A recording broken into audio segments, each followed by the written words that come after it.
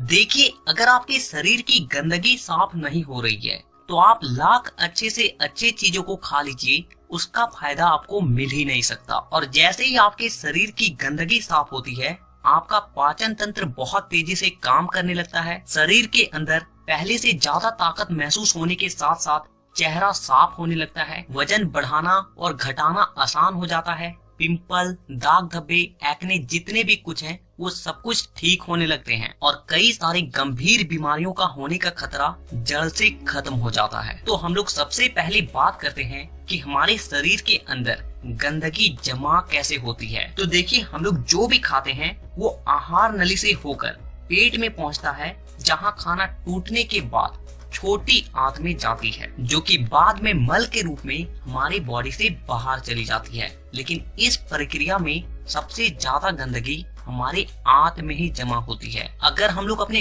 आंत को जूम कर कर देखें तो वो कुछ इस तरह का दिखाई देता है, जिसमें उंगली की तरह दिखने वाली छोटी छोटी उभार होती है, जो कि एक फिल्टर की तरह काम करती है, क्योंकि इन उभार के अंदर नसें होती है जो कि हमारे शरीर के अलग अलग हिस्सों से जुड़ी होती है और इसी नस के जरिए खाने में मौजूद पोषक तत्वों को खींचकर खून में और हमारे शरीर के अलग अलग हिस्सों तक पहुंचाया जाता है। लेकिन जब हम लोग जाने अनजाने में गलत तरीके के खाने का इस्तेमाल करते हैं तो वो हमारे आंतों में चिपकने लगती है और धीरे धीरे दीवार पर एक मोटी परत बनाकर जमा हो जाती है, जिससे कि जब हमारी आंतें खाने में मौजूद पोषक तत्वों को खींचती है तो उसके साथ साथ गंदगी भी हमारे खून में मिल जाती है और फिर शरीर के अलग अलग हिस्सों में जाकर ये गंदगी जमा हो जाती है। जब ये गंदगी खून के जरिए हमारे लीवर तक पहुंचती है तो फैटी लीवर और जॉन्डिस जैसी बीमारियां होती है। जब ये किडनी में जमा होती है तो किडनी स्टोन और फेफड़े में जमा होने से अस्थमा, और जब खून के जरिए दिल तक पहुंचती है